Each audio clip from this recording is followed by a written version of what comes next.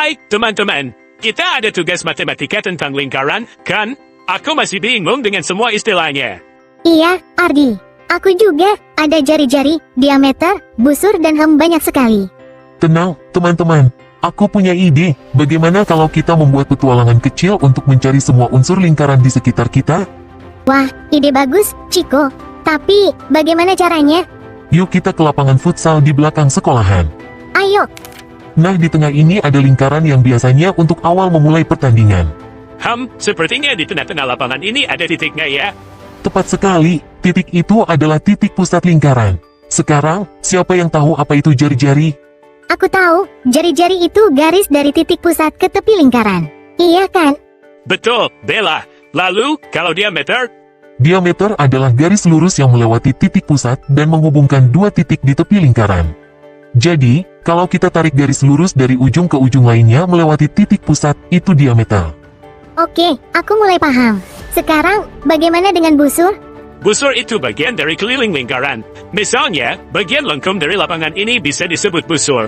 Benar, sekarang, aku akan jelasin ke kalian lebih banyak lagi agar lebih jelas. Oke, kami akan perhatikan. Unsur-unsur lingkaran. 1. Titik pusat. Titik pusat adalah titik yang berjarak sama dengan semua titik pada keliling lingkaran. Letaknya tepat di tengah-tengah lingkaran. Pada gambar di atas, titik O merupakan titik pusat lingkaran. 2. Jari-jari. Jari-jari adalah ruas garis yang menghubungkan titik pusat lingkaran dengan titik pada keliling lingkaran. Jari-jari dilambangkan dengan huruf R kecil.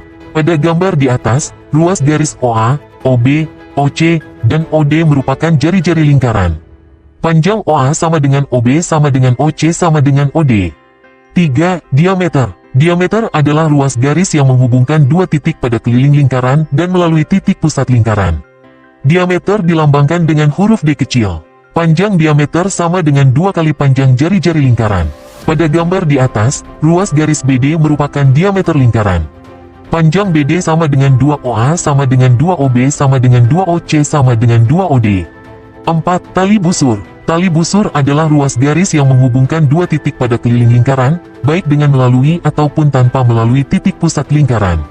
Pada gambar di atas, ruas garis AB dan BD merupakan tali busur lingkaran. 5. Busur. Busur adalah garis lengkung yang terletak pada lengkungan lingkaran dan menghubungkan dua titik pada keliling lingkaran. Pada gambar di atas, garis lengkung AB, BC, CD, dan AD merupakan busur lingkaran. Jenis-jenis busur ada 3, yakni A. Busur kecil, busur yang panjangnya kurang dari setengah lingkaran. B. Busur setengah lingkaran, busur yang panjangnya sama dengan setengah lingkaran.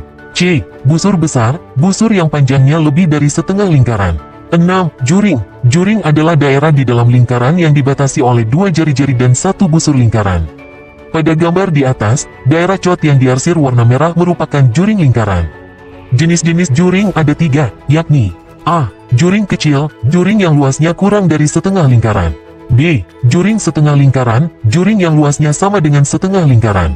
C. Juring besar, juring yang luasnya lebih dari setengah lingkaran.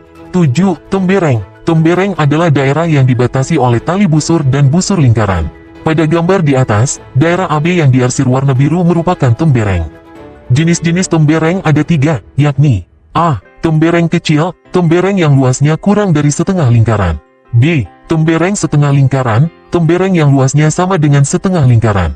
C. Tembereng besar, tembereng yang luasnya kurang dari setengah lingkaran. 8. Apotema. Apotema adalah ruas garis yang menghubungkan titik pusat dan satu titik pada tali busur, dengan syarat apotema tegak lurus dengan tali busurnya. Bagaimana teman-teman, apakah kalian sudah paham tentang lingkaran? Wah, ternyata kita bisa belajar lingkaran dari benda di sekeliling kita ya. Aku jadi lebih paham sekarang.